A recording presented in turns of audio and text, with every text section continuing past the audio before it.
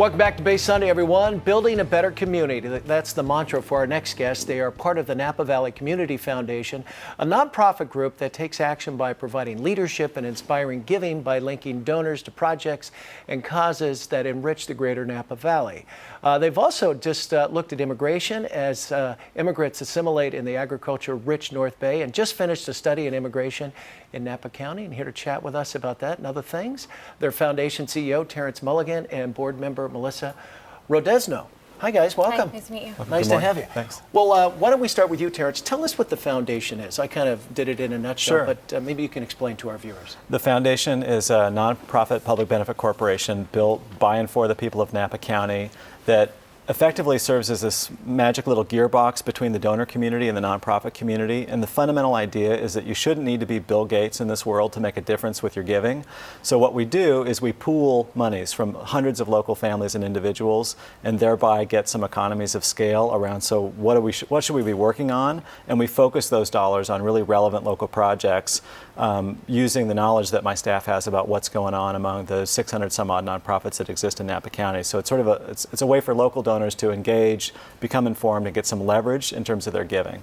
And Melissa, you're from Napa. I am. Do you grow up there as well? I did. I came to the U.S. when I was 8 from El Salvador. From El Salvador. I've lived there ever since. So that's your home. How has it changed? How has it changed over the many years you've been It's changed in the fact that there are a lot more Latinos now. I think the schools are about 48% Latino in the Napa Valley Unified School District.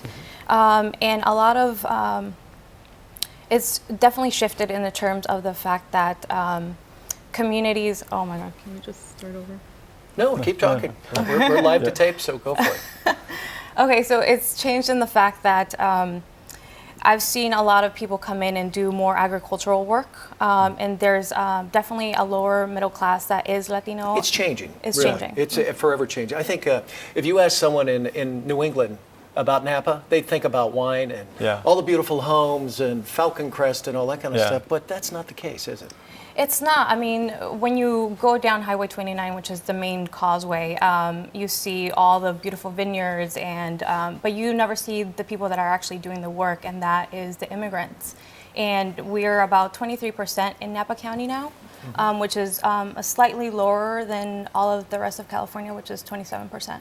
And Terrence, so you folks decided to do a study to kind of figure out, who's living here, where are we going, and who we are, right? Exactly, right. It's sort of one job that a community foundation ought to do is encourage a place to think about itself and its future and sort of hold up the mirror and say, who are we and where are we going together?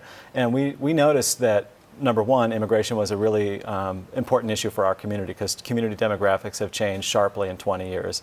And secondly, we saw that the conversation nationally about this issue had been so unproductive and polarizing and rancorous in places like Arizona, Alabama, that we thought, well, could we do it differently in Napa if we brought to the table some data about what's really going on? We were, out of the gate, we thought, well, there's this rich tradition in Napa of people showing up and being interested in these kinds of conversations. We preserved agricultural land, we got flood control. People come together. There's a really robust civic life there, and we figured that if we introduce some data, that people might have a different kind of conversation in Napa. Well, let's talk about some of the data. 35% over the last decade, an increase in immigration. 150% over the last 20 years. Still below the California norm, but people are moving there, and things are changing.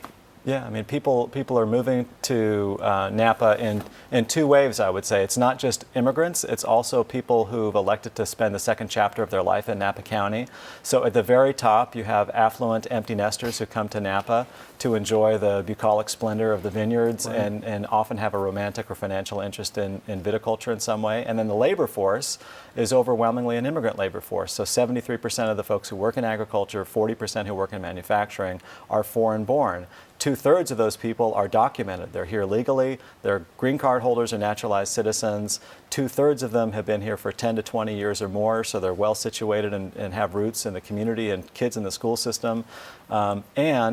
While all that's happening, the native-born Anglo population is getting older. The demographer would tell us that they're aging rapidly in place, so that if you look at the population of Napa County in 1990, there were 95,000 native-born Anglo people, white people, non-Hispanic white people. And 20 years later, in 2010, there are still 95,000 native-born Anglo people. Well, let me ask you, and Melissa, do you think that this study is going to force some change a little bit in the community definitely. with the politicians and everything? Definitely.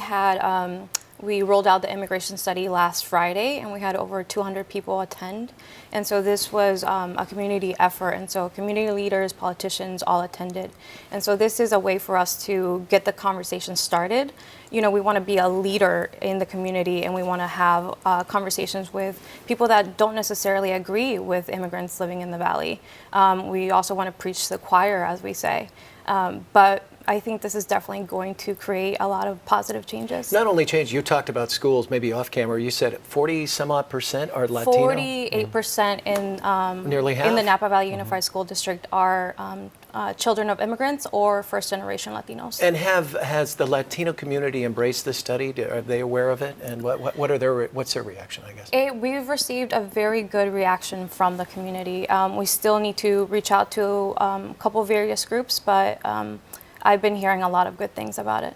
There's a sense that, finally, we're going to have this conversation. It's a tough conversation to have. We acknowledge that. It's been the looming 800-pound gorilla in the room in some ways, and so we don't know that we'll be successful in having this conversation, but the fact that we're trying seems to be getting us some props from some of our community members and stakeholders. And was it the community in the city that approached you folks and said, hey, why don't we do this? Or was it your foundation that said, let's do this? It was the latter, It was really. definitely the foundation.